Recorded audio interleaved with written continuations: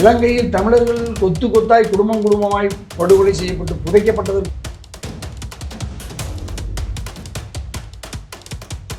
ஆனால் வாழ்வாதாரத்திற்காக வந்து இங்கு குடியேறியவர்கள் வாக்குரிமையை பெற்று அதிகாரத்தை கைப்பற்றுகிற சூழல் வருமானால்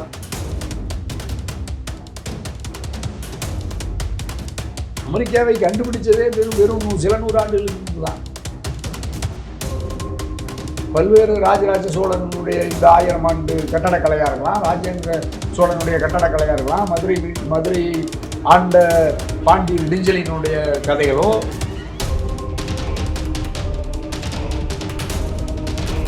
நாடாளுமன்ற தேர்தலையும் சட்டமன்ற தேர்தலையும் படுதோல்வி சந்திச்சு அது சொல்ல முடியாமல் இந்த திமுக அரசு தடுமாறிச்சு, அமைச்சர் தடுமாறினார். இன்று வரை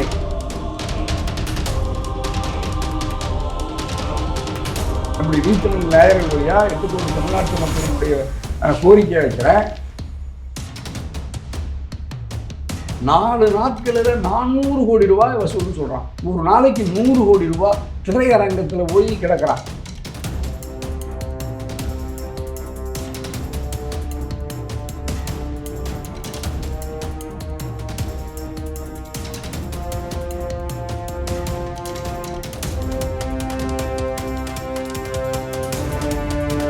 வி தமிழின் அன்பு வணக்கங்கள். இன்று நம்மோடு அரசியல் பேச இணைந்திருப்பவர் தமிழ்நாடு கொங்கு இளைஞர் பேரவை தலைவர் தனியரசு அவர்கள். வணக்கங்க. இன்றைக்கு தமிழக வாழ்மை கட்சி வந்து ஒரு ஆர்ப்பாட்டம் அறிவிச்சிருக்காங்க. வடவர்கள் வந்து அதிகமா தமிழ்நாட்டுக்குள்ள வராங்க, அதை வந்து தடுத்து நிறுத்தணும். எலெக்ஷன் பாலிடிக்ஸ்குள்ள வந்து அவங்களுடைய ஆதிக்கம் வந்து அதிகமாக போகுது, அவங்களுடைய ஓட்டுரிமைகளை வந்து இங்க சேர்க்கிறாங்க, எலெக்ஷன் கமிஷன் வந்து வலிந்து திணிக்கிறாங்கன்னு சொல்லி நிறைய கோரிக்கைகள் வைத்து அந்த ஆர்ப்பாட்டம் நடக்க போகுது. நீங்க அந்த ஆர்ப்பாட்டத்துல கலந்துக்கிட்டு உங்களுடைய உரையை வந்து அங்க ஆற்றப்படும். இந்த நேரத்தில் இந்த சூழலில் இது நமக்கு தேவையா? இந்த ஏன் முக்கியத்துவம் பெறுகிறது? தமிழக வாழ்மை கட்சியும் கொங்கு இளைஞர் பேரவையும் இதை ஏன் ஒருங்கிணைந்து இதை நடத்துறீங்க? பொதுவாக இப்போ தமிழ்நாடு ஒரு தனித்த தேசிய இனமா இருக்கிற நம்முடைய தமிழர் இனம், உலகத்திலேயே தொன்மையான பாரம்பரியத்திற்கு சொந்தக்காரர்களும் நம்முடைய தமிழர், தமிழ் மொழி, தமிழ் நிலம். அப்போ உலகத்தின் தேசிய இனங்களிலேயே முதன்மையான இனமாக இருக்கிற நம்முடைய தமிழினம் தனக்கான மண்ணில் பிற தேசிய இனத்தவர்களினுடைய ஊடுருவல் கொஞ்சம் கொஞ்சமாக அது உயர்ந்து இப்போ நம்ம தாய் தமிழ்நாட்டின் தலைநகரம் சென்னையில், அதாவது வாக்குரிமை பெற்ற வடநாட்டு இந்திக்காரர்கள் அல்லது பிற மாநிலத்தை சார்ந்தவர்கள், பிற நாட்டை சார்ந்தவர்களுடைய ஆக்கிரமிப்பு மிக அதிகமாக ஊடுருவதை தாழ முடியாமல், அது எதிர்காலத்தில் அரசியலில் அவர்கள் வாக்குரிமையை பெற்று தமிழ்நாட்டினுடைய அரசியல் அதிகாரத்திலேயே அவர்கள் தங்களுடைய ஆதிக்கத்தை செலுத்துவதற்கான சூழ்ச்சி, சதி, வஞ்சகம், வடநாட்டு சில இந்துத்துவ பாசிச சக்திகளால் தமிழ் இனத்தை, தமிழ் மொழியை, தமிழ் மண்ணை பலகீனப்படுத்துகிற அந்த ஒரு சூழ்ச்சிக்கு தமிழ் மண்ணை இரையாக்குவதற்கு சமீப காலமாக படிப்படியாக அந்த சூழ்ச்சி அந்த வலை பின்னப்பட்டு இப்பொழுது அது பீகார் சட்டமன்ற பொதுத் தேர்தலை ஒட்டி இந்திய தேர்தல் ஆணையத்தால் அது 65 லட்சம் வாக்காளர்கள் அங்கே நீக்கப்பட்டு தமிழ்நாட்டில் மட்டும் பீகாரை சேர்ந்தவர்கள் மட்டுமே 6,50,000 பேர் என்று தேர்தல் ஆணையமே கணக்கு தருவதாக செய்தி பார்க்குறோம். அப்போ ஒரு மாநிலத்திலிருந்து, பீகாரிலிருந்து மட்டுமே 6,50,000 பேர் என்றால் தமிழ்நாட்டினுடைய இந்தியாவில் இருக்கிற பிற மாநிலங்களிலிருந்து வந்து தமிழ்நாட்டில் கோடிக்கணக்கில் வாக்காளர்களுடைய எண்ணிக்கை உயருமானால் செயற்கையாக தமிழ்நாட்டில் தமிழர்களுக்கான அதிகாரத்தை குறைந்தபட்சம் நம்மளுக்கு இருக்கிற இந்த கூட்டாட்சி முறையமைவில் மாநில அரசின் அதிகாரத்துக்குள்ளும் உள்ளாட்சி நிர்வாகத்தில் கூட இப்போ பஞ்சாயத்து மாதிரியான, இப்போ யூனியன் இது மாதிரியான ஒன்றிய அளவிலான கிராமப்புற பஞ்சாயத்து அளவில் கூட அது ஒரு தாக்கத்தை ஏற்படுத்தக்கூடும். ஆகவே அது இலங்கையில் சிங்கள பேரினவாதத்தால் எப்படி வடக்கு இலங்கை தமிழர்களுடைய தேசம், யாழ்ப்பாணம், வவுனியா, முல்லைத்தீவு, வடகிழக்கு மாகாணங்கள் பாதிக்கப்பட்டதை போல அங்கு சிங்கள குடியேற்றத்தை நடத்தி சிங்கள பேரினவாதத்தால் தமிழ் சமூகம் அங்கு அழித்து ஒழிக்கப்பட்டது.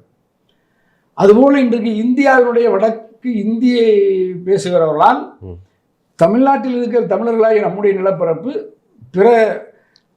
பிற வந்தேரிகளால் இங்கே வந்து கடுமையாக சூழப்பட்டு நமக்கான உரிமைகள் பறிக்கப்படுகிற அபாயத்தை கருத்தில் கொண்டுதான் தமிழக வாழ்வுரிமை கட்சியினுடைய நிறுவன தலைவர் ஆர்வீர் சகோதரர் சட்டமன்ற உறுப்பினர் வேல்முருகன் அவர்கள் இப்போ எங்களெல்லாம் தொடர்பு கொண்டு தமிழ்நாட்டில் வந்திருக்கிற இந்த பேராபத்து அதை வந்து தடுத்து நிறுத்துவதற்கு நம்ம வந்து மத்திய மாநில அரசுகளை வலியுறுத்தி தலைநகர் சென்னையில் ஒரு பிரமாண்டமான மக்கள் திரள் ஆர்ப்பாட்டத்தை வைக்கணும்.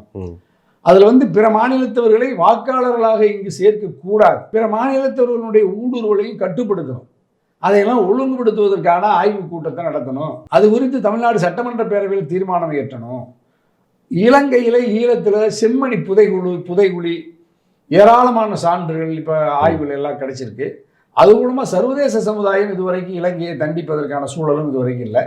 இலங்கை பாராளுமன்றத்தில் மருத்துவர் அர்ச்சுனா மிக கடுமையாக அதை வலியுறுத்தியதும் கூட இப்பொழுது பொறுப்பேற்று இருக்கிற சிங்கள அரசு கூட அதை கருத்தில் கொண்டு நீதிக்கான நமக்கான எந்த வாய்ப்பும் அங்கே இல்லை, மறுக்கப்படுகிறது. அப்போ அங்கே செம்மணி இலங்கையில் தமிழர்கள் கொத்து கொத்தாய் குடும்பமாய் படுகொலை செய்யப்பட்டு புதைக்கப்பட்டதற்கும் நீதி கிடைக்கல. 30 ஆண்டுகள் நெருங்கி இப்போ தமிழ்நாட்டில் இப்படி இந்தியாவிலிருந்து பிற பகுதிகளிலிருந்து வாழ்வாதாரத்தை நோக்கி வருகிறவர்களை பற்றி நமக்கு கவலை இல்லை. ஆனால் வாழ்வாதாரத்திற்காக வந்து இங்கு குடியேறியவர்கள் வாக்குரிமையை பெற்று அதிகாரத்தை கைப்பற்றுகிற சூழல் வருமானால் தமிழ்நாட்டினுடைய பல்லாயிரக்கணக்கான ஆண்டுகளாக இருந்த நம்முடைய தனித்த தமிழ் தேசிய கருத்தியல் அதில் வந்து பாதிக்கப்படுங்கிறதுனால தமிழக வாழ்வுரிமை கட்சி எடுக்கிற இந்த போராட்டம் நியாயமானது என்பதனால் தமிழ்நாடு கொங்கு இளைஞர் பேரவை, தமிழக வாழ்வுரிமை கட்சி, தமிழக ஜனநாயக கட்சி, முக்குளத்தூர் புலிப்படை, நம்முடைய ஆதரவு சக்திகளெல்லாம் திரண்டு இன்று மாலை தலைநகர் சென்னையில் மிக பிரமாண்டமான ஒரு ஆர்ப்பாட்டத்தை நடத்துகிறோம். இப்போ இந்த ஆர்ப்பாட்டம் ஒரு துவக்கம் தான். எப்பொழுதுமே தமிழர்களுக்கும் தமிழ் இனத்திற்கும் தமிழ் மொழிக்கும் உலகத்தில் எங்கு தமிழர்கள் பாதிக்கப்பட்டாலும் ஓடோடி வந்து குரல் கொடுப்பது எங்களுடைய தமிழக வாழ்வுரிமை கட்சியும் தமிழக வாழ்வுரிமை இயக்கங்கள் தான். அதில் புனைந்து களத்தில் வீரியமாக இருக்கிறதுல நம்முடைய தலைவர் வேல்முருகன் சட்டமன்ற உறுப்பினர் தான். அப்போ இந்த போராட்டத்தையும் தலைநகரத்தில் இன்றைக்கி நமக்கு முன்னெடுத்துருக்கிறதுல மகிழ்ச்சி. அதில் தமிழ்நாடு கொங்கு இளைஞர் பேரவை பங்கெடுத்துக் கொள்கிறது. அதில் நானும் அந்த கோரிக்கை முழக்கத்தை நம்ம அதில் பங்கேற்று வைக்க இருக்கிறோம். அப்போ அது தமிழ்நாட்டில் இருக்கிற 8 கோடி தமிழர்கள் மட்டுமல்ல, உலகம் முழுக்க பரவி வாழுகிற 10 கோடிக்கும் மேற்பட்டிருக்கிற தமிழர்கள், பல்வேறு நாடுகளில் புலம்பெயர்ந்து வாழுகிற தமிழர்களுக்கும் தாய் நாடாக இருக்கிற, தாய் வீடாக இருக்கிற, தாய் மண்ணாக இருக்கிற நம்முடைய தமிழ்நாட்டில் இப்படி ஒரு ஆபத்து இருப்பது என்பதை உலகத்துக்கு கொண்டு போகிற பொறுப்பும் கடமையும் தனியரசுக்கு அல்லது நம்முடைய இந்த போராட்ட குழுவுக்கு இருக்கிறதுனால இந்த போராட்டம் அவசியம் என்று கருதி இந்த போராட்டத்தை நாங்கள் முன்னெடுக்கிறோம். இந்திய அரசு, ஒன்றிய மத்திய அரசு வடநாட்டிலிருந்து வந்து இங்கு குடியேறுவர்களுக்கு வாக்குரிமை தரக்கூடாது. தமிழ்நாட்டினுடைய தேர்தல் ஆணையமும் தமிழ்நாட்டில் ஆளுகிற இப்பொழுது இருக்கிற முதலமைச்சர் திராவிட முன்னேற்ற கழகத்தினுடைய தலைவரும் பிற மாநிலத்தவர்களை இங்கு வாக்காளர்களாக இணைக்கக்கூடாதுங்கிறதுல நாங்கள் இந்த ஆர்ப்பாட்டத்தில் உறுதியாக அரசுக்கு கோரிக்கை வைக்க இருக்கிறோம். ஆகவே இது நடைபெறவில்லை என்றால் இந்த போராட்டம் பெரிய அளவில் தமிழ்நாடு முழுக்க வெடித்து பெரிய அளவில் மக்கள் திரள் போராட்டங்களை நாங்கள் முன்னெடுப்போம். ஒரு எளிய மக்களின் கேள்வியாக இந்த கேள்வியை முன்வைக்கிறேன். உலகம் ஃபுல்லாக வாழக்கூடிய தாய் தமிழ் மக்கள் அப்படின்னு சொன்னீங்க. உலகம் முழுவதும் தமிழர்கள் போய் வாழறாங்கல்ல, அங்கே வாக்குரிமை பெற்று அங்கே முதலமைச்சராக இருக்காங்க, அங்கே உறுப்பினர்களாக அந்த மக்களால் தேர்ந்தெடுக்கப்பட்ட முதலமைச்சர்களாகவும் பிரசிடெண்ட்டாகவும் கூட இங்கே ஆகிறாங்க. நிறைய நிறுவனங்கள்லையும் கூட அவங்க வந்து தலைமை பொறுப்பில் இருக்கக்கூடிய சூழலை பார்க்குறோம். அப்போ நம்ம போய் அங்கே இருக்கும்பொழுது மற்றவர்கள் ஏன் தமிழ்நாட்டில் வந்து அந்த சூழலை வரக்கூடாதுன்னு நீங்கள் ஏன் நினைக்கிறீங்க? அதாவது இப்போ நம்ம வந்து இப்போ இலங்கையில் நம்ம அந்த போராட்டத்தை நடத்துனது வந்து நம்ம பிற நாடுல போய் குடியேறிய தமிழர்கள் அந்த உரிமையை கேட்கல. நம்ம மலேசியாவிலேயோ சிங்கப்பூர்லேயோ, மலேசியாவில் ஒரு தமிழர் பிரதம அமைச்சராக வர முடியாது, உறுதியாக வர முடியாது. சிங்கப்பூரில் ஒரு தமிழர் அதிபராக வர முடியாது, உறுதியாக வர முடியாது. ஒரு சட்டமன்ற உறுப்பினராக வரலாம், அல்லது யாராவது உள்ளூர் ஊராட்சி அமைப்புகள் ஏதாவது இருக்கலாம். அது எத்தனை ஆண்டுகளாக இருக்கணும்? அவங்க இந்த வெறும் 5 ஆண்டுகள் 10 ஆண்டுகளுக்குள் போய் குடியேறி வாக்குரிமை பெற்றவர்கள் அல்ல. அவர்கள் எல்லாம் பல 100 ஆண்டுகளாக வெள்ளையர்கள் ஆட்சி காலத்தில் அங்கு குடியேறியவர்கள். கிட்டத்தட்ட 100 ஆண்டுகள் 150 ஆண்டுகளுக்கு முன்பு ஒட்டுமொத்த ஆசியாவே உலகமே காலனி ஆதிக்கத்தின் கீழ் வெள்ளை ஆங்கிலேயர்கள் ஆதிக்கத்தின் கீழ் இருந்த பொழுது இவர்கள் குடியேறியவர்கள் அல்லது அனைவரும் அங்கு வந்து குடியேறியவர்கள் தான். இப்போ நீங்கள் சிங்கப்பூரில் மலேசியா எடுத்துக்கிட்டா அங்கே சைனர்கள் அதிகமாக இருக்காங்க. பல்வேறு நாடுகளில் இருந்து வந்து குடியமர்த்தப்பட்ட வெள்ளையர்களால் குடியமர்த்தப்பட்டவர்களால் நிர்வகிக்கப்படுகிற ஒரு அரசில் பங்களிப்பது என்பது வேறு, பங்களிப்பது உரிமை பெறுவது என்பது வேறு. தமிழ் நிலம் அப்படி இல்லை. இது பல 1000 ஆண்டுகளாக ஒரு தனித்த தேசம், அது நம்முடைய தேசம். இது மாதிரியான ஒரு இலக்கண செறிவுள்ள மொழி, இது மாதிரியான ஒரு தொன்மையான எல்லா வகையான வளங்களையும் கொண்டிருக்கிற ஒரு நிலவமைப்பு உலகத்தில் வேறு எந்த நாட்டிலையும் இல்லை. இப்போ நீங்கள் சொல்கிற சிங்கப்பூர்லேயோ மலேசியாவிலேயோ மொரிஷியஸ்லேயோ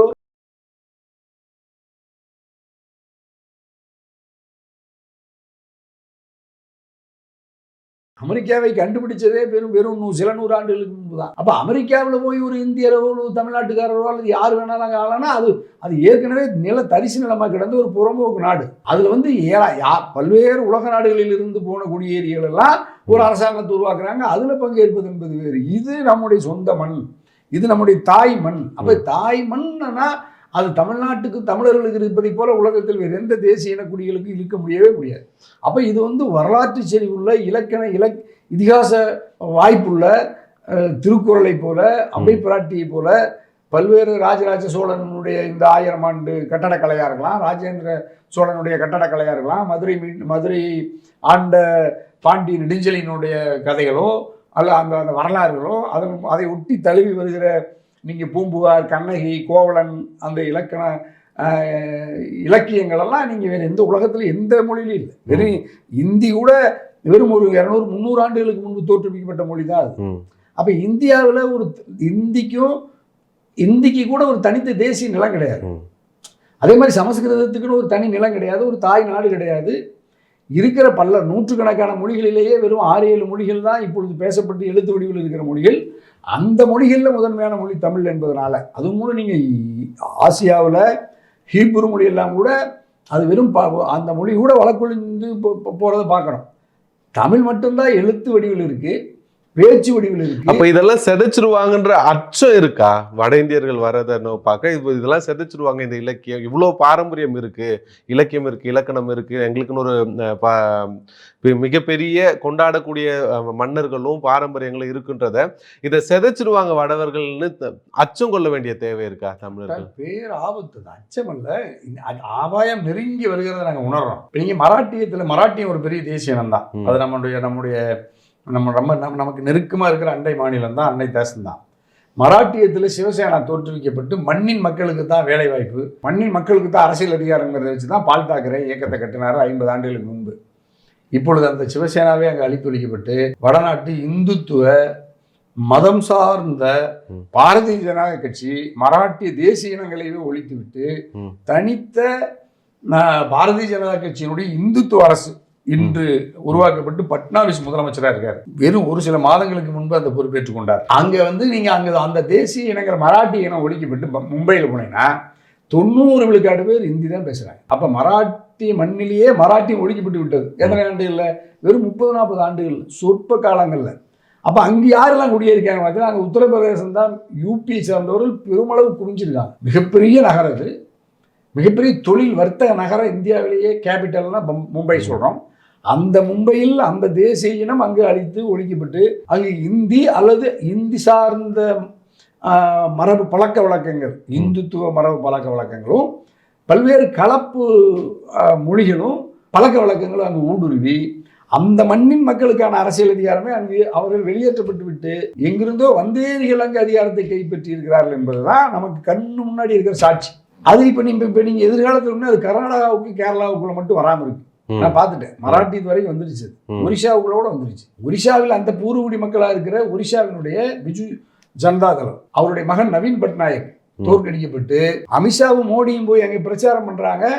ஒரிஷா மக்கள் 25 ஆண்டுகளுக்கு மேல ஆட்சி அதிகாரத்தில் இருந்த பிஜு ஜனதாதளத்தை அந்த மாநிலத்தின் தந்தை என்று புகழப்பட்ட நவீன் பட்நாயக்குங்கிற அப்பழுக்கற்ற மனிதரை தோற்கடிக்கப்பட்டு வெறும் ஒரு தொகுதி நடந்து முடிந்த நாடாளுமன்ற தேர்தலையும் சட்டமன்ற தேர்தலையும் படுதோல்வி சந்திச்சு இன்னைக்கு இந்துத்துவ இந்தி பாஜக கட்சி எங்க தனித்த ஆட்சி வந்திருக்கு.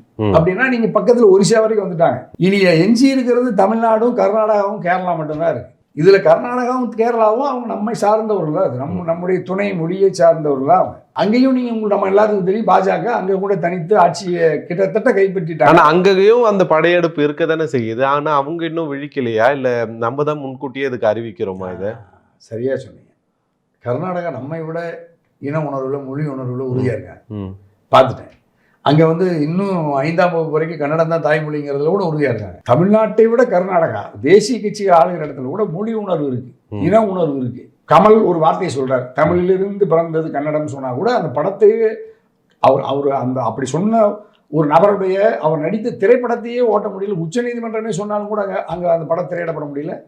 ஆனால் தமிழ்நாட்டில் அப்படி ஒரு நிலைமை இல்லை. அப்போ கன்னடர்களை விட இன உணர்வில் முனைமிலங்கி இருக்கிற தமிழ்நாட்டுக்கு இன உணர்வை ஊட்ட வேண்டிய பொறுப்பு வேல்முருகன் ஐயாவுக்கும் தனி அரசுக்கு இருக்கு.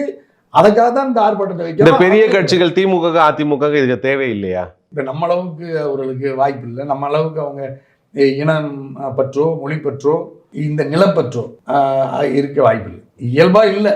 உணர்வை அவர்கள் அதை ஒரு கலையாக பரப்பினார்கள் அல்லாமல் அதை ஒரு ஒரு ஒரு உயிரா நேசிக்கிற பக்குவம் திராவிட முன்னேற்ற கழகத்தினுடைய அண்ணா திராவிட முன்னேற்ற கழகத்தினுடைய இப்போதைய தலைமுறைக்கும் இப்போதைய தலைவர்களுக்கு இல்லை என்பதை நான் உணர்றேன். அது ஏன்? அந்த நவீன அரசியல் தலைமுறை இயல்பாகவே அவர்கள் இந்த மண்ணையும் மொழியையும் நேசிக்க கற்றுக் கொடுக்காத அரசியல் பயிற்சியில் மீதான் காரணம். அப்ப இந்த மண்ணில் இன உணர்வும் மொழி உணர்வும் வலிமை பெற்று விடக்கூடாது என்பதற்காக கூட திமுக அதிமுக படிப்படியாக இந்த மண்ணில் இன உணர்வை மொழி உணர்வை மழுங்கடிக்க செய்தார்கள் அப்படிங்கிறத நமக்கு நான் பார்க்கல. இப்ப கீழடிக்கு திமுக அந்த நிறைய வேலைகள் செய்திருக்காங்க. அது மத்திய அரசு அதை எதிர்க்கிறாங்க. நிறைய அருங்காட்சியகங்கள் பண்ணியிருக்காங்க. அதே போல உங்க பகுதியில் நிறைய சிலைகள் நம்ம மன்னர்களுக்கான சிலைகள் எல்லாம் திறந்திருக்காங்க. அப்படிலாம் செய்யும் பொழுது கூட இன்னும் கூட கூடுதலா வேணும்னு நினைக்கிறீங்களா? இல்ல இது அந்த அளவுல சுத்தமா இல்லைன்றதா இல்ல இன்னும் கூடுதலா வேணும்ன்றீங்களா? இல்லை, இப்போ இந்த நிலைமைக்கு ஆளாக்கினது அவங்க தானே. இப்போ திமுகவோ அதிமுகவோ நமக்கு வேண்டியவங்க தான், நம்மால் ஆதரிக்கப்பட்டவங்க தான், நம்மால் கொண்டாடப்பட்ட கட்சிகள் தான். நாம் எல்லாம் வாக்களித்ததை இந்த அரசாங்கத்தை உருவாக்கணும். திமுக அதிமுக அவர்களோடு தனி அரசுவோ நாங்கள் எங்கள் நம்ம தலைவர் வேல்முருகனோ எல்லாம் நாங்கள் கூட்டணியிலையும் இருக்கோம், இப்போவும் இருக்கும். ஆனாலும் கூட நாங்கள் சட்டமன்றத்தில் தமிழ்நாடு அரசு பேருந்துகளுக்கு தமிழ்நாடு அரசு போக்குவரத்து கழகம் இருந்ததை வெறும் போக்குவரத்து கழகம்னு மாற்றிட்டாங்க, அரசு போக்குவரத்து கழகம்னு. அதை கூட எங்கள் தமிழக வேலுரிமை கட்சி தலைவர் வேல்முருகன் ஐயா சொல்லிட்டான்.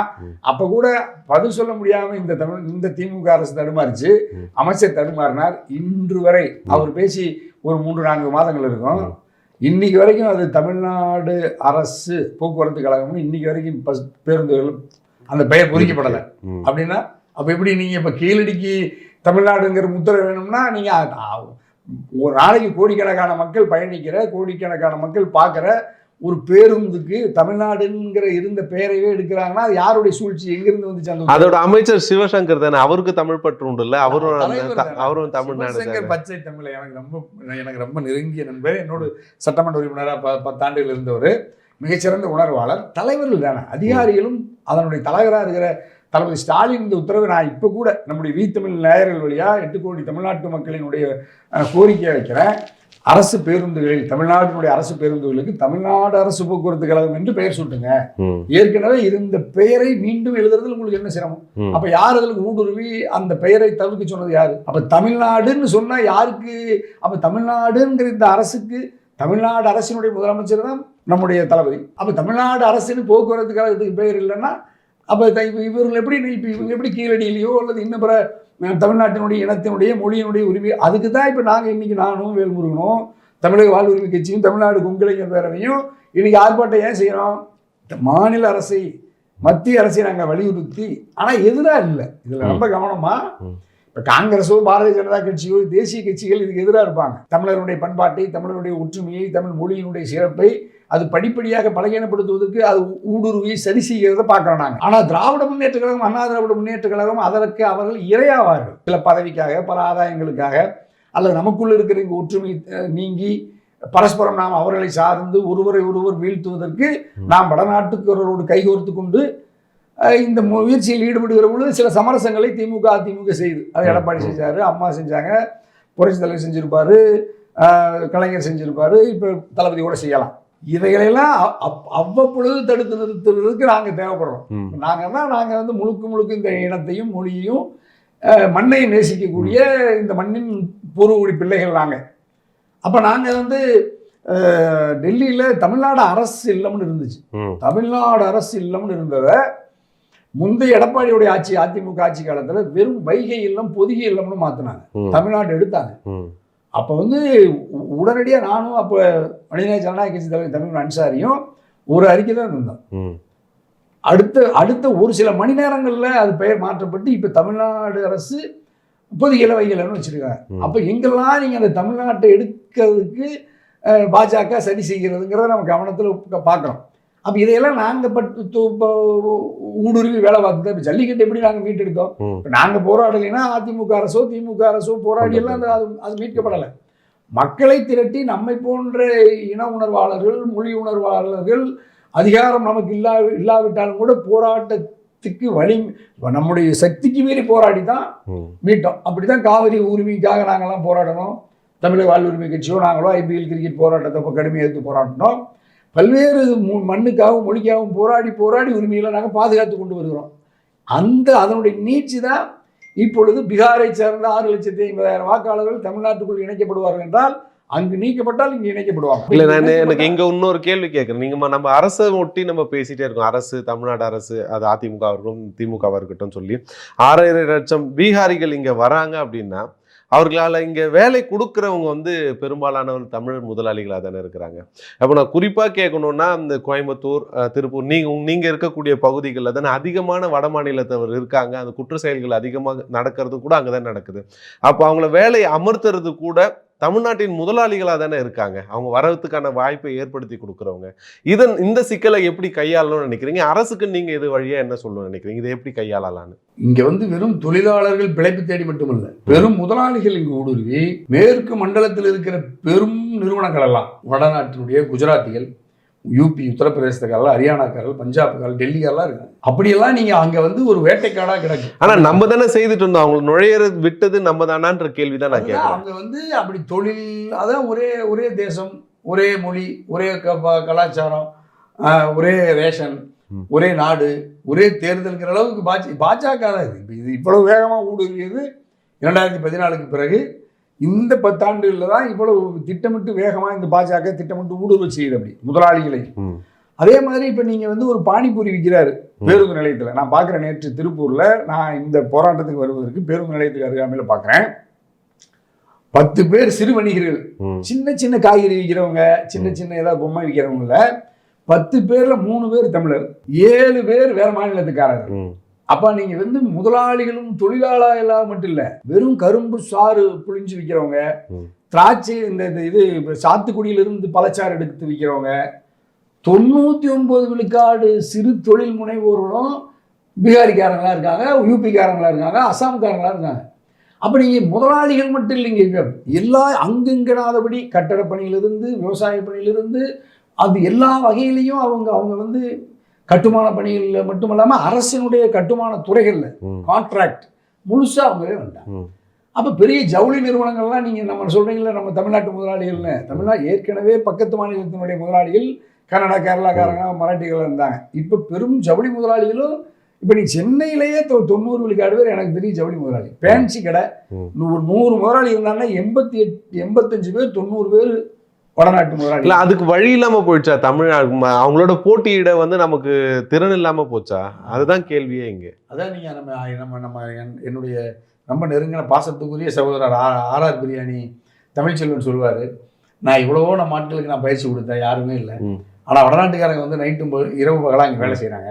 நம்ம ஆட்கள் மது அருந்தி திரைப்படங்கள், அப்புறம் பண்டிகை காலங்களில் 1 வாரம் லீவ் ஒன்று போடுறான், சித்தப்பாவுக்கு கல்யாணங்கிறான், பெரியப்பாவுக்கு தேவசங்கிறான், பல சடங்குகள் சம்பிரதாயங்களுக்காக ஓடி போகிறான், நிறுவனங்களை நடத்த முடியும்னு சொல்கிறாங்க. அப்போ நீங்கள் வடநாட்டுக்காரங்க வந்தால் அந்த மாதிரி அவங்க இப்படி உறவினர்களினுடைய திருமண பத்திரிகை எடுத்துகிட்டு ஓடுறதில்ல, இறந்துட்டாங்கன்னு ஓடுறதில்ல. அப்படி வருஷத்துக்கு போனால் ஒரு 5 நாள் 10 நாள் போகிறான், உற்பத்தி பாதிக்கிறதுல நம்மளால் பாதிக்கப்படுதுங்கிறத குற்றச்சாட்டு சொன்னார். அது பல முதலாளிகளுக்கு இருக்குது. ஆனால் இவைகளெல்லாம் கடந்து இவன் ஒரு முதலாளி கூட ஒரு உற்பத்தியை இடையூறாம அந்த உற்பத்தியை செய்து பணத்தை செல்வத்தை பெருக்கணும்னு நினைக்கிறான்ல. எதுக்காக பெருக்கணும்?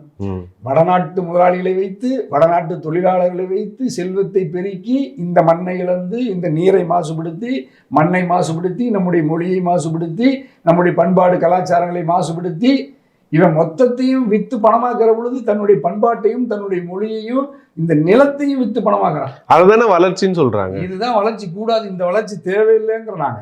அதுதான் நாங்கள் ஆட்சிக்கு வரணும்னு சொல்றோம். இந்தியாவையோ தமிழ்நாட்டையோ இப்போ நானோ நம்ம தலைவர் வேல்முருகனோ நாங்கள் ஏன் ஆட்சிக்கு வரணும்னு சொல்றோம். இப்போ நாங்கள் ஆட்சிக்கு வந்தால் இதை கட்டுப்படுத்துவோம், இதுக்கு இந்த வாய்ப்பு இல்லாமல் தடுத்து நிறுத்துவோம். இப்போ நீங்கள் மணிப்பூரில் போய் காஷ்மீர்ல யாரும் போய் இதுவரைக்கும் நிலம் வாங்க முடியாமல் இருந்துச்சு. அது காஷ்மீரிகளுடைய தேசிய இனத்தினுடைய ஒரு மண்ணா இருந்துச்சு. இப்ப நீங்க அந்த சட்டத்தை யாரு பாஜக தான் எடுத்துச்சு. அந்த தேசிய இனத்தினுடைய எல்லா வகையான பண்பாட்டு கூறுகளையும் தகர்த்தெறிந்து விட்டு யார் வேண்டுமானாலும் ஊடுருவலாம்னு தான் அங்கே சுற்றுலாத்தலை இதெல்லாம் பண்ணாங்க. அது இப்போ பகல்காம் தாக்குதல், அதை ஒட்டி பல நெருக்கடியில் இருக்குது. அது மாதிரி ஒவ்வொரு தேசிய இனங்களுக்குள்ளும் திட்டமிட்டு ஊடுருவி ஒரே தேசிய இனமாக இந்து தேசிய இனமாக மாற்றுறதுக்கு பாஜக சரி செய்கிறது. அதை தமிழ்நாட்டையும் வேட்டைக்காடாக மாற்றுறாங்க. ஆகவே தமிழ்நாட்டில் இருக்கிற 8 கோடி தமிழர்கள் விழித்தெழுந்து நம்ம ஒன்றுபட்டு இது மாதிரியான ஊடுருவலை தடுத்து நிறுத்தணும். இந்த புதிய பொருளாதாரம் அல்லது தாராளமயமாக்கலுக்கான இந்த வாழ்க்கை சூழலையே நாம நிராகரித்து வெளியேற்றணும். அது மட்டும் இல்லை, இப்போ நீங்கள் அரசை நம்ம விமர்சிக்கிறது நோக்கம் இல்லை. ஆனால் நான் பார்க்குறேன், தமிழ்நாடு அரசு பல லட்சக்கணக்கான கோடி ரூபாய் முதலீட்டை ஈர்க்கிறோம் என்கின்ற பெயரால சர்வதேச நிறுவனங்களினுடைய தேசிய நிறுவனங்களினுடைய கட்டுமானங்களை உற்பத்தி நிறுவனங்களை துவங்குறாங்க. நம்முடைய மண், நம்முடைய நிலம், நம்முடைய நீர், நம்முடைய மனித வளம் எல்லாம் நம்மளுது. அதில் வேலை செய்கிற 90 விழுக்காடு பேர் 99 விழுக்காடு பேர் பிற மாநிலத்துக்காரன். ஏன் நம்ம மண்ணை வீண் பண்ணி என்ன வளர்ச்சி தேவைங்கிறேன். நீங்கள் செங்கல்பட்டிலிருந்து நேற்று பண்டிகை முடிந்து ஆகஸ்ட் 15 சுதந்திர தினம் முடிந்து 3 நாள் லீவுக்கே இங்கிருந்து வெளியேறுவதற்கு 12 மணி நேரம் ஆயிருக்கு. செங்கல்பட்டு வரைக்கும் வெறும் 60 கிலோமீட்டர் கடக்கிறதுக்கே வெறும் வாகனத்தில் ஊர்ந்து போகிற அளவுக்கு இருக்கிற இது எப்படி வளர்ச்சி ஆகும்? இது வளர்ச்சி இல்லை, இது முடக்கம், இது வீக்கம். ஆகவே இதை நம்ம மாண்புமிகு தமிழ்நாடு முதலமைச்சர் அது எந்த அரசாக இருந்தார் இதை நம்ம கட்டுப்படுத்தி இந்த வளர்ச்சி வேண்டாங்கிறாங்க. இல்ல, மக்கள் அதை விரும்புறாங்கல்ல, அதிக பணம் ஈட்டணும், தன்னை ஒரு நல்ல உயர்ந்த நிலைக்கு உருவாக்கிக்கணும், நிலம் சேகரிக்கணும், எனக்கு அடுத்த தலைமுறைக்கு இதை விட்டு போகணும் மக்கள் விரும்புறாங்கல்ல. மக்கள் பொருள் ஈட்டுறதுக்கான வழியை ஏற்படுத்தி தர வேண்டியது ஒரு அரசுடைய கடமை இல்லையா? அப்படி மக்கள் விரும்புறாங்கன்னா இங்க மக்களுக்கு வேலை வாய்ப்பு இல்லாம இருந்திருந்தா எப்படி வெளிநாட்டுக்காரங்க வருவாங்க, வெளி மாநிலத்துக்காரர்கள் வருவாங்க? அப்ப மக்கள் இங்க பற்றாக்குறை இருக்காங்க. தமிழ்நாட்டில் வேலை வாய்ப்பு அதிகமாகி தமிழ்நாட்டு மக்களால இந்த வேலையை உற்பத்தி செய்ய முடியாத அளவுக்கு ஆட்கள் பற்றாக்குறை இருந்துதான் வெளி மாநிலங்களிலிருந்து லட்சக்கணக்கில் குவிறாங்க. விமானத்திலேயோ தொடர் வண்டியிலேயோ பேருந்துகளிலேயோ. நான் இப்ப நீங்க சொன்னது திரும்ப திரும்ப சொல்றேன். நான் மேற்கு மண்டலத்தில் இப்ப தருமபுரி இருந்து துவக்கி சேலம், ஈரோடு, திருப்பூர், கோவை, கிட்டத்தட்ட திண்டுக்கல் 5 மாவட்டங்கள்ல நகர பேருந்துகள் இருந்தீங்கன்னா கூட 90 விழுக்காடு பேர் இந்திக்காரர்களா இருப்பாங்க. சந்தைகள்ல, கிராமப்புற சந்தைகள்ல 90 விழுக்காடு பேர் அந்த பொருட்களை வாங்குவதும் விற்பதும் இந்திக்காரர்கள் அல்லது பிற மொழியாளர்கள். இல்ல, சமீபம் ஒரு தொலைக்காட்சி இதுல கூட ஒரு பாப்பா பேசும்பொழுது, நீங்க ஈரோடுக்கு பாருங்க, சனி ஞாயிறு பாத்தீங்கன்னா அது சின்ன பீகார் மாதிரி இருக்கும்னு சொல்றாங்க. அது உண்மையாவே ஒரு கட்டத்தில் நம்மளுக்கு அச்சத்தை தான் கொடுக்குது. நம்ம மாநிலம் நம்ம இடம் பறிப்போகுதான்னு சொல்லி அதுல இருந்தா இந்த கேள்வியை கேட்டுக்கிட்டே இருக்கும். அதாவது தமிழ் மக்கள் எங்க போனாங்க? தமிழ் மக்கள் அங்க இல்லையா? இல்லை, அது தமிழ் மக்கள் எதுக்காக அவங்களை இங்கே இறக்குமதி செய்து தொழிற்சாலைகள் உருவாக்கி தொழிற்சாலைகளுக்கு ஆட்களை கொண்டுட்டு அது முழுக்க ஒரு வந்தேரிகளினுடைய வேட்டைக்காடாக வாழ்விடமாக மாற்றணும்.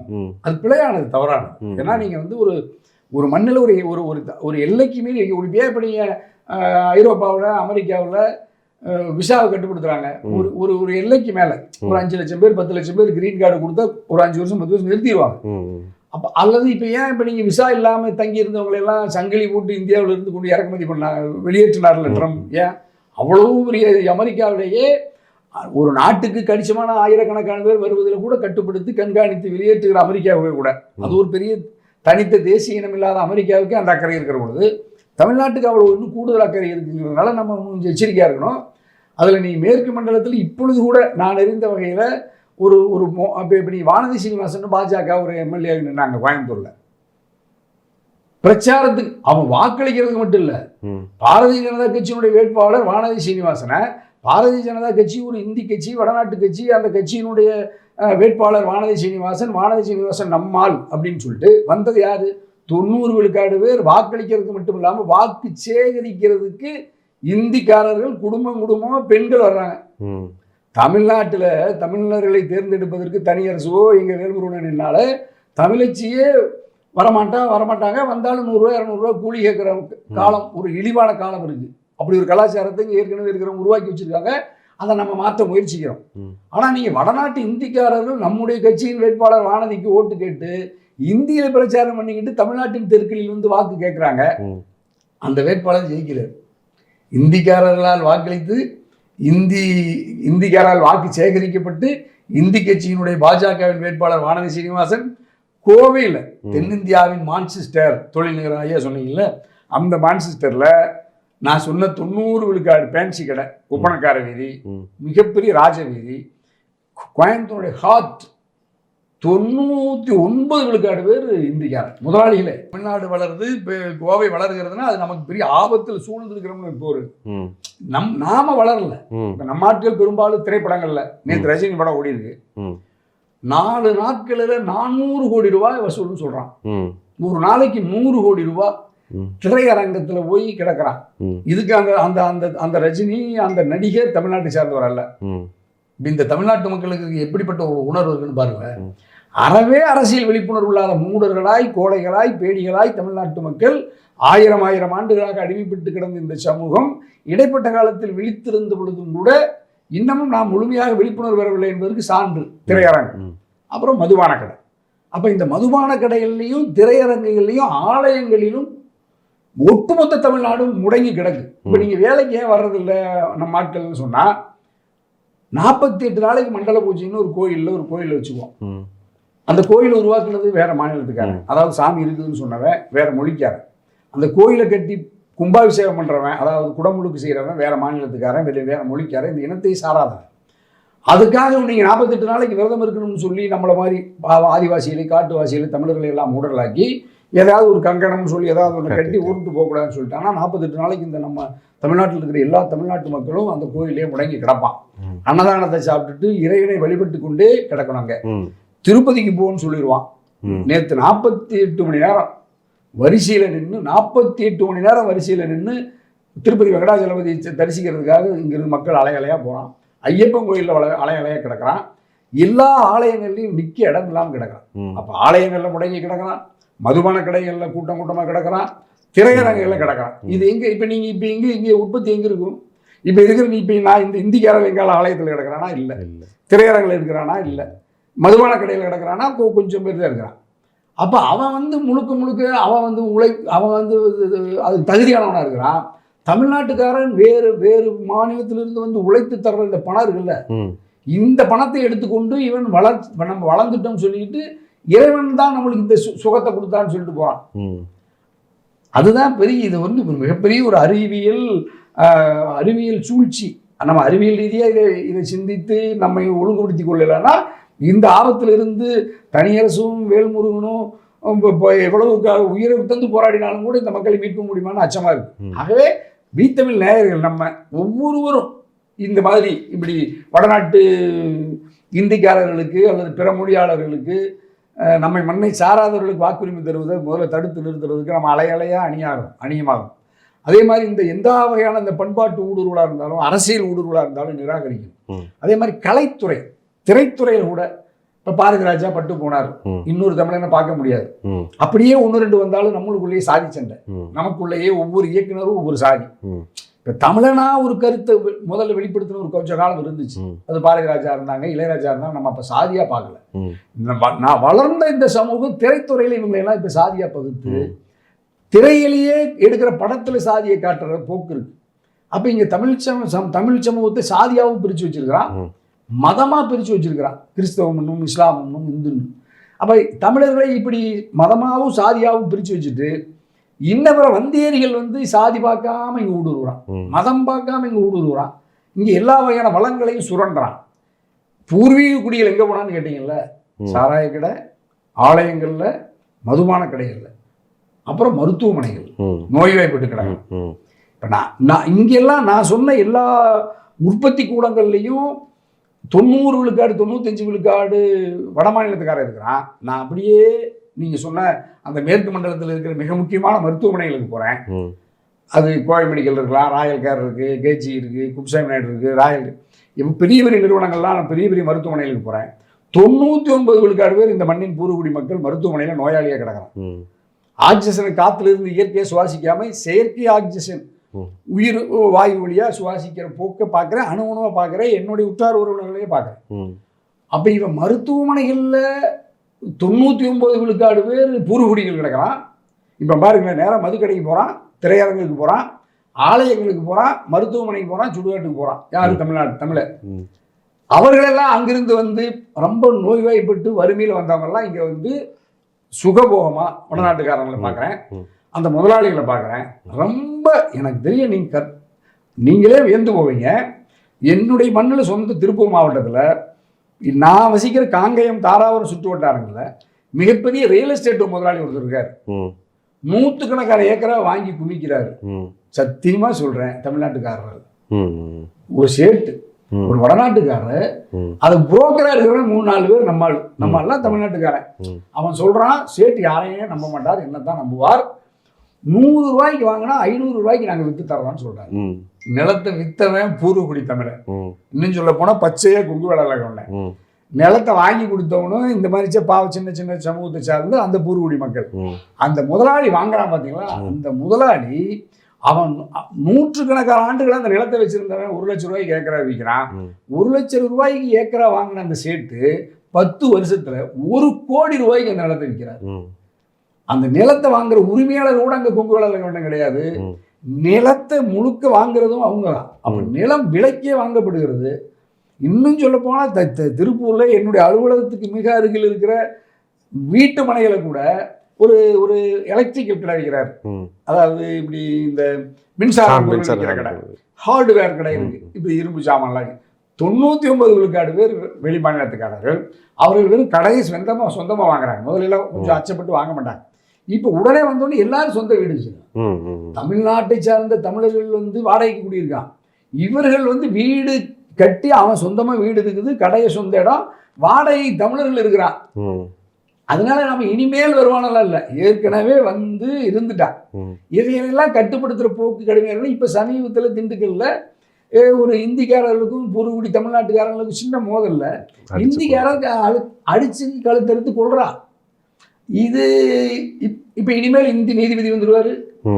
இந்தியா கலெக்டர், ஏற்கனவே கலெக்டர், மாவட்ட ஆட்சியர், எஸ்பி எல்லாம் இந்திக்காரர் வந்துட்டாரு. முதலாளிகள்லாம் வந்துட்டாங்க. அரசியல் கட்சி பாஜக அவனுக்கு வந்துருச்சு. அவன் தாமரை வச்சுக்கிட்டான். தலைநகர் சென்னையில அன்னைக்கு சேப்பாக்கத்தில் ஒரு ஆர்ப்பாட்டம் பாஜக நடந்தது. 90 விழுக்காடு பேர் மார்வாடிகளும் பீகார்காரனும் உத்தரப்பிரதேசக்காரனும் அஸ்ஸாம்காரனும் கொடியை பிடிச்சிக்கிட்டு இந்தி தமிழே தெரியாம ஓடி வர்றான். ஆனா அது தலைவராக இருக்கிற கருப்பா இருக்கிற இந்த தமிழ்நாட்டில் இருக்கிற பாஜகவுக்கு இரையாகி கிடக்கிற இப்ப நாம அந்த தலைவர்கள், இப்ப தமிழிசைக்காவோ, பொன் ராதாகிருஷ்ணனோ, நயினார் நாகேந்திரனோ, இப்ப நம்ம இப்ப இருக்கிற சிபி ராதாகிருஷ்ணன் எல்லாம் முதல்ல இருந்தாரு. இது மாதிரி இருக்கிறவங்க தலைவர்களை பேரு கொண்டு வச்சுக்கிட்டு 99 விழுக்காடு பேர் இந்தியாவை இவங்களை தூக்கிட்டு போறான். இவர்களே தமிழ் ஒழிய இந்தி வாழ்வுன்னு சொல்றாங்க. இவர்களே ஜீன்னு மாத்திக்கிறாங்க. பேரையே நீங்க ராமசாமி குப்புசாமின்னு இருந்ததெல்லாம் மாத்தி ராமசாமி ஜி குப்புசாமி ஜின்னு சொல்றதுல பெருமைப்படுறாங்கன்னா பாருங்க. அந்த அளவுக்கு கிராமப்புறங்களையும் ஊடுருவிட்டான். ஆடு மேய்க்கிறவனே மோடி வாழ்வுன்னு போட்டா வச்சு சுத்துறான் எங்க கிராமத்துக்கு. அவ்வளவு கடுமையா பண்பாட்டு தளத்துல அரசியல் ஊடுருவல் இருக்கு.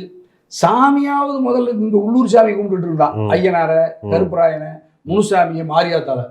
இப்ப மாரியாத்தால கும்பிடுறது கேவலம் நினைச்சு எங்கேயோ வடநாடுல ஒரு மொழுக்குன்னு ஒரு மெழுகு பொம்மை சாய் பாபாங்கிறான். அப்புறம் எங்கேயோ திருப்பதிங்கிறான். கேரளாவில் அந்த ஐயப்பனை சொல்றான். இப்பெல்லாம் காசிக்கு போறது ஃபேமஸ் ஆயிடுச்சு. முதல்ல எங்க உள்ளூர் நதியிலிருந்து தீர்த்தம் எடுத்துட்டு தீர்த்தம்னு சொல்லுவாங்க, அந்த தண்ணி கொண்டு வந்து இல்ல முதல்ல அமராவதியிலிருந்து எடுத்து வர்றாங்க. பக்கத்து சும்மா எங்களுக்கு ஒரு 5 கிலோமீட்டர்ல அமராவதியில் எடுத்த பொழுது எங்களுக்கு வியாப்பா பார்ப்பனாங்க சிறு பிள்ளைகள். எங்க காட்டுவாசிகள்லயே கொஞ்சம் பணமெல்லாம் கொஞ்சம் ஒரு 100 ரூபா வீட்டுக்கு வரி அதிகமாக வச்ச உடனே அதை போய் காவேரியில போய் 100 கிலோமீட்டருக்கு எடுத்துட்டு வந்தாங்க கொடுமுடியில. இப்ப எங்க காட்டுவாசி ராமேஸ்வரத்துக்கு போக ஆரம்பிச்சுட்டான் 10 வருஷத்துல. நீ சொன்ன வளர்ச்சி எங்க வருதுன்னு பாருங்க. இவன் மூடர்களாக தன்னை விரிவுபடுத்திக் கொள்வதுதான் இவன் வளர்ச்சி அடையுது. அதான் எங்க கிராமத்துல யாராவது பங்களா கட்டிருக்கானா இல்ல, அதே குடிசை வீடு, அதே கிராமம் அப்படியே கிடக்கு, கோயில் பல பலன்னு இருக்கு. அப்ப இவன் காவேரி தண்ணி நீர் எடுத்துட்டு வந்து சாமி ஊத்துனா இப்ப என்ன செய்யறான்னா காசியிலிருந்து கொண்டு வந்தவனு பெருமையா சொல்றவன் சாதாரண ஆடு மேய்க்கிறவனு மட்டும் இல்ல, வழக்கறிஞரா இருக்கிறான், மருத்துவரா இருக்கிறான், கொடுமையா இருக்கு. ராமேஸ்வரம் போனா இப்ப காசிக்கே போறான். இப்ப காசியிலிருந்து சில பேர் எங்கேயோ அயோத்தி இல்லதுல அந்த இன்னொன்னு என்னமோ இமயமலையில என்னமோ ஒண்ணு இருக்கான். இமயமலையில அப்புறம் பத்ரிநாத், உத்தரகாண்ட், அப்புறம் இப்ப எங்கேயோ பனிலிங்கம் சொல்லிட்டு எங்கேயோ எல்லாம் தூக்கிட்டு போறான்னு எங்கேயோ இமயமலை பக்கம். அந்த அளவுக்கு மனநோயாளிகளாகி எப்ப நீ இந்த வளர்ச்சி எங்க இருக்கும்? ஒரே ஒரு இந்திக்காரனாவது காவடி எடுக்கிறானா, ஒரு தீர்த்தத்தோட எடுக்கிறானா? இப்படி எவனாலும் இந்த ஆடி மாதத்து கூழ் காய்ச்சி எப்படியாலும் மைக் செட்டை கட்டி காய்ச்சி மூஞ்சி சத்தம் போடுறானா? ஒன்றும் இல்லை. அவன் இந்த கோழின்னும் இந்த சாம்பலை பூசி இந்த வண்ணப்பொடியை பூசி அவன் இங்கே ஊடுருவி கிடக்கிறான். தனித்து ஊர்வலம் இல்லாத விநாயகனை தூக்கிட்டு ரோடோட தெரியுறா. இப்பவே இடம் பிடிச்சிட்டா ரோட்ல. அப்போ கடவுளே இப்போ நீங்கள் எல்லா வெளிநாட்டு வெளிமாநில கடவுள், வெளிநாட்டு உடை, வெளிமாநில மொழி, வெளிநாட்டினுடைய உற்பத்தியாளர்கள், வெளிநாட்டினுடைய தொழிலாளி, வெளிநாட்டினுடைய ஓட்டு வந்துருச்சுன்னா இப்போ இவங்க என்ன இருக்குன்னு தெரியல. இவன் யாருன்னே இவனுக்கு தெரிய மாட்டேங்குது. நாம் தமிழர்னு சொன்னாலே அவன் இவனுக்கு புரியவே மாட்டேங்குது. அந்த அளவுக்கு ஒரு பலகீனமான சமூகமாக இருக்கிறான். எப்படி நீங்கள் பண்டைய காலத்தில் மூலாயர்கள் நம்மை ஆண்டாங்க, உடையார்கள் ஆண்டாங்க, மராட்டியர்கள் நம்மை ஆண்டாங்க, எல்லா கன்னடர்கள் ஆண்டான், தெலுங்கர்கள் ஆண்டாங்க, இந்திக்காரர்கள் கூட ஆண்டான், ஆங்கிலேயர்கள் ஆண்டான். எல்லா படையெடுப்புகளுக்கு அடிமையாக கிடந்த இந்த சமூகம் இப்போ நவீன ஜனநாயக நாட்டில் வாக்குரிமையை பெற்று பல்வேறு படையெடுப்புகளுக்கு இரையாகி இந்த மக்கள் இன்னும் நவீன அடிமைகளாக தமிழ்நாட்டு மக்கள் கொஞ்சம் கொஞ்சமாக இரையாகி கிடக்கிறான். அதை பார்க்க சகிக்க முடியாமல் தான் இன்றைக்கி தலைநகர் சென்னையில் தமிழக வாழ்வுரிமை கட்சியும் தமிழ்நாடு கொங்கு இளைஞர் பேரவை, முக்குளத்தூர் வெளிப்படை, தமிழக மக்கள் ஜனநாயக கட்சி, சரி பண்ண கருணாஸ், தனியரசு, வேல்முருகன் ஒரு மாபெரும் போராட்டத்தை பல்லாயிரக்கணக்கான இளைஞர்கள் தமிழர்களை திரட்டி போராட்டம். இது 8 கோடி தமிழ்நாட்டு மக்களுக்குமான மக்களின் மீது இருக்கிற அக்கறையும் இந்த மண்ணின் மொழியின் மீது இருக்கிற அக்கறையில் நாங்கள் போராடுறோம். ஆகவே நம்முடைய வீத்தமிழ் வழியாக கோடிக்கணக்கான நம்முடைய உலகம் முழுக்க பரவி வாழ்கிற தாய் தமிழ் சமூகம் இப்பொழுதாவது விழித்து கொண்டு அரசியல் துறையில், பண்பாட்டு துறையில், பல்வேறு வகையான தொழில் துறையில், பொருளாதாரம், பல்வேறு சமூக நிலைகளில், அரசு துறைகளில் நம்ம தமிழர்களுக்கான உரிமையை உறுதி செய்யணும். நம்முடைய மண்ணில் நம்முடைய அரசு நம்முடைய அரசாக இருக்கும். ஆகவே இதை நம்ம இன்னும் விரிவுபடுத்தி நம்ம இந்த மண்ணை பாதுகாக்க வேண்டிய பெரும் பொறுப்பும் கடமையும் ஒட்டுமொத்த 8 கோடி தமிழ்நாட்டு மக்களுக்கு இருக்கிறது. உலகம் முழுக்க பரவி வாழுகிற 10 கோடிக்கு மேற்பட்ட தமிழ் சமூகத்துக்கு இருக்கிறது என்பதனால இந்த போராட்டத்தை நாங்கள் அறிவிச்சிருக்கோம். அதில் நம்ம கட்டாயம் வெற்றி பெறும். பரந்தூர் விமான நிலையத்தில் போராட்டத்திலிருந்து ஒரு பெண்மணி ஒன்று பேசினது, இந்த விவசாய நிலம் எல்லாம் எங்களுது, இன்று நீங்கள் அதை விமான நிலையத்துக்காக இதெல்லாம் கையகப்படுத்துறீங்க, எங்களுக்கு எல்லாம் அரசு வேலை தரேன்னு சொல்கிறீங்க, நாங்கள்லாம் ஆடு மேய்க்கிறவங்க, விவசாயம் செய்கிறவங்க, எங்களுக்கு என்ன வேலை கொடுப்பீங்க? அங்கே பாத்ரூம் கழுவுற வேலையா, பெருக்கிற வேலையா? இன்றைக்கி நாங்கள் முதலாளிகள், நாளைக்கு நாங்கள் எதுக்கு உங்களுக்கு பெருக்கணும்னு சொல்லி ஒரு கேள்வி கேட்டிருப்பாங்க. அந்த கேள்வியை இந்த தமிழ் சமூகத்துக்கிட்ட விட்டுட்டு நம்ம முதலாளிகளாக இருக்கணும், யாரோ ஒருத்தருக்கு கூலிகளாகவே இருக்க வேண்டாம்னு சொல்லி அண்ணன் சொன்னதிலேருந்து மேற்கோள் காட்டி இது வளர்ச்சி இல்லை, வீக்கம்னு சொல்லி சொன்னார். தமிழ்நாட்டில் இப்போ நடக்கக்கூடியது வளர்ச்சி இல்லை, இது வீக்கம் என்று சொன்னார். அது தமிழ்நாடு அரசுக்கும் இதன் வழியாக போய் சேரும்னு நினச்சி தொடர்ந்து தமிழ் சமூகத்திற்கான உரிமைகளுக்காக, தமிழ்நாட்டின் வளர்ச்சிக்காக இப்படியான முன்னெடுப்புகளை தமிழ்நாடு வாழ்மை கட்சியும் தமிழ்நாடு கொங்கு இளைஞர் பேரவையும் தொடர்ந்து முன்னெடுக்கணும்னு சொல்லிட்டு உங்கள் நேரத்துக்கு நன்றிங்க. மிக்க மகிழ்ச்சி.